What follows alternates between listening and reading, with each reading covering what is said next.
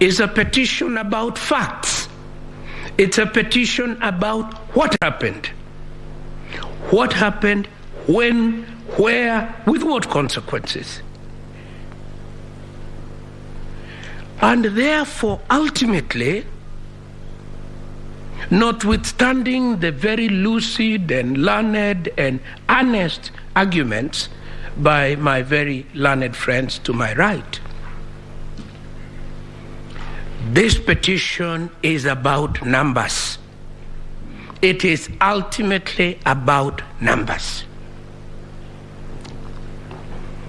The petitioners have tried to argue every other point except numbers.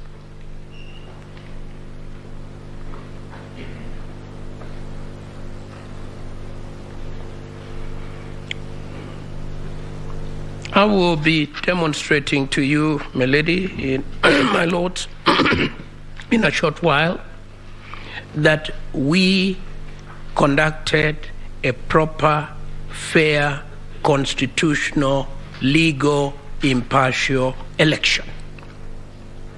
My learned friend, Mr. Kamau Karori, will follow me, and he will get back to the parameters that you have set. Mr. Eric Gumbo will talk about, that's Mr. Karori will answer, and this is very important, my lords. We do not want to waste our 3 hours perambulating around every conceivable issue in this petition. We will be answering the questions you asked us.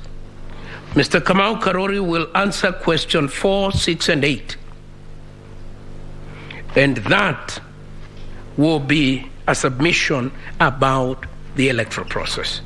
My learned colleague Eric Gumbo will answer question 1, 2, and 3, and that's about the technology. My learned friend Mr. Mahat Somane will answer question 3, 4, 5, 7, and 8. And I do not want to belittle the rest of our effort, but that is the man who will explain that numbers don't lie, that numbers speak for themselves. Mr. Abdikadir Mohammed, Senior Counsel, will address you on the burden of proof and the standard of proof and whether the reliefs sought by the petitioners can be granted in this matter.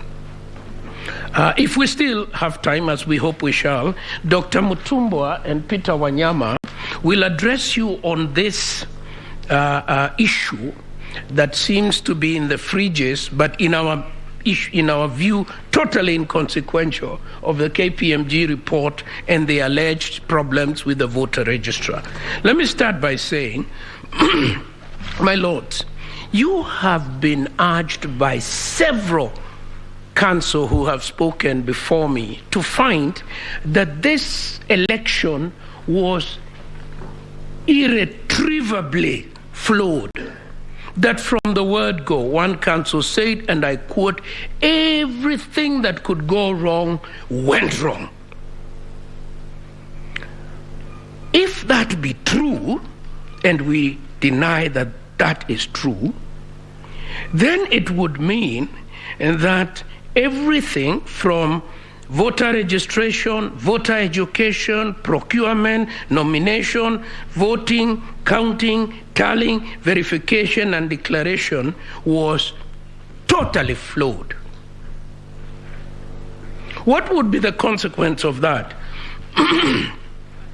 First of all, and I say this with the most tremendous respect, first of all, you have been addressed by counsel of great eminence, including my learned senior James Orengo, my learned junior Professor Tom Ojenda.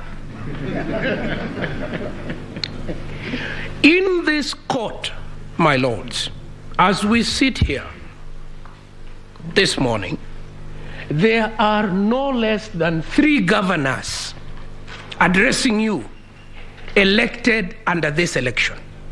There are no less than 4 senators elected under this election, and there are no less than 4 members of parliament elected under this election. When, my lords, it is not in my place to suggest the questions you should put to council, but I would plead with you to put that question to council when they return to the podium. Are they happy with their own election? If they are, how then is it that this election is irredeemably flawed? I suggest with tremendous respect that that is the use of hyperbole. This election was conducted as most international observers observed. It was the fairest. All observers came back with one conclusion. This was an open, transparent election. Was it a perfect election? No, because there is nothing like a perfect election. This is an election conducted by human beings, and there are human errors within the electoral process.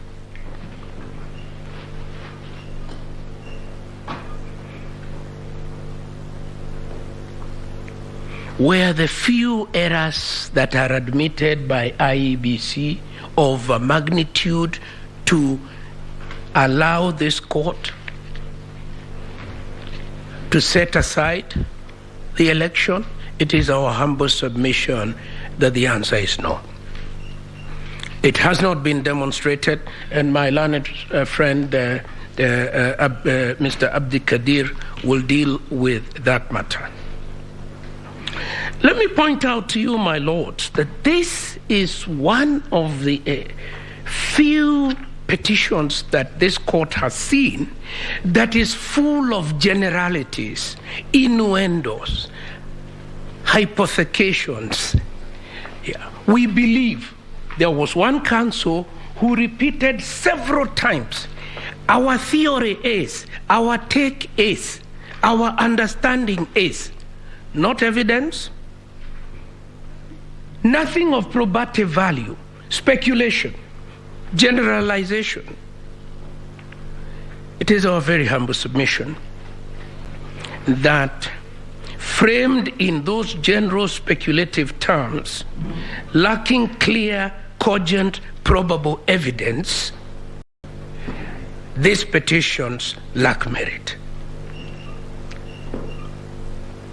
It is made worse, my ladies and my lords, by the fact that the petitions make grave allegations of a criminal nature: fraud, tampering with election materials and results, conspiracy to unlawfully influence an election outcome, and even implied treason. Implied treason. All that without a shred of evidence. All that without a shred of evidence, especially as it relates to the Honorable Chebukati, the chairman of the commission. The vilification against this gentleman goes beyond anything we have ever had before in this courthouse. It was personalized. It was vindictive. It intended to lower his standing in our community and within the legal profession. It was unwarranted. I have had occasion again to defend Mr. Chebukati, although he was not my client.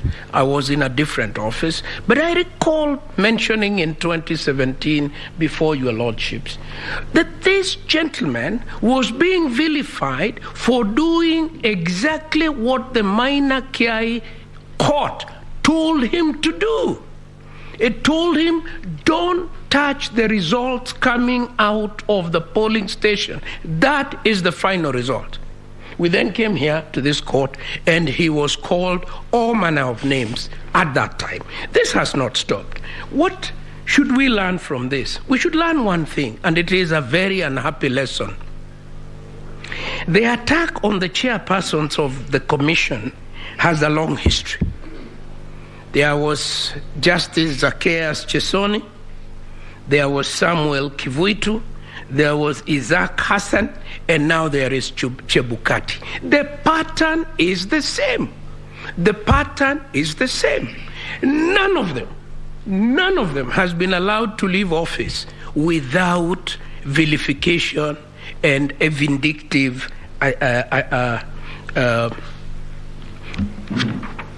process being engineered against them. I don't want to go to the details because we all know the details. We remember the details. So what is wrong? There is nothing wrong with IEBC. There is nothing wrong with Wafula Chebukati. There is something very wrong. There is something very wrong in the way the persons who participate in the electoral process accept winning or losing. That's the problem. At an appropriate time, when all this is over, I entertain no doubt that an independent group of people looking at the work that Mr. Wafula Chebukati has done for our nation will recognize him as one of our outstanding heroes in the history of our nation.